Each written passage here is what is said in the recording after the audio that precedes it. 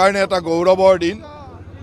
আমাৰ জাতীয় জীৱনৰ জনক মহাপুৰুষ শ্ৰীমন্ত শংকৰদেৱৰ আজি এটা পূৰ্ণাংগ মূৰ্তি আমি ইয়াত অনাবৰণ কৰিলোঁ আৰু আমাৰ সকলোৰে কাৰণে গৌৰৱ যে গুৰুজনাৰ এনেকুৱা এক পূৰ্ণাংগ মূৰ্তি যি কলাগুৰু বিষ্ণু ৰাভাদেৱে তেওঁৰ কল্পিত চিত্ৰৰ মাজেৰে গুৰুজনাক যেনেকৈ স্মৰণ কৰিছিল বা অংকন কৰিছিল সেই দিশেৰে আমি ইয়াত এটা মূৰ্তি স্থাপন কৰিছোঁ আৰু তাৰ লগে লগে এই মূৰ্তিটোৰ সন্মুখেৰে যোৱা যিটো ৰাস্তা, এই ৰাস্তাটো আমি কিছুদিন আগতে মহাপুৰুষ শ্ৰীমন্ত শংকৰদেৱ পথ নামেৰে নামাকৰণ কৰিছিলোঁ আৰু আজিৰ পৰা সেই কাম ৰাজহুৱাভাৱে আমি আৰম্ভ কৰিলোঁ। তাৰ পিছফালে আমি এটা 1000 মানুহ বহিব পৰা প্ৰেক্ষাগৃহ নিৰ্মাণ কৰি আছোঁ।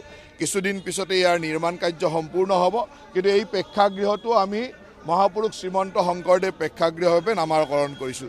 গতিকে গুৰুজনাৰ নামত এনেধৰণে বিষ্ণু ৰাভাদেৱৰ কল্পিত চিত্ৰৰ আধাৰত এটা পূৰ্ণাংগ মূৰ্তি, তেখেতৰ নামত চহৰখনৰ মুখ্য ৰাস্তা এটাৰ নামাকৰণ আৰু ডাঙৰ প্ৰেক্ষাগৃহটো এই ধৰণে তেখেতৰ নামত নামাকৰণ কৰি আমি নলবাৰীবাসী গৌৰৱ অনুভৱ কৰিছোঁ। আৰু আজিৰ এই অনুষ্ঠানত সকলো ভকত বান্ধৱ, বাপ বান্ধৱ, আই মাতৃ সকলো ইয়াত আহি উপস্থিত হৈ গুৰু বন্দনাৰ জৰিয়তে, নাম কীৰ্তনৰ জৰিয়তে সকলোৱে উৎসাহ প্ৰকাশ কৰিছে, সকলোৱে আনন্দ প্ৰকাশ কৰিছে।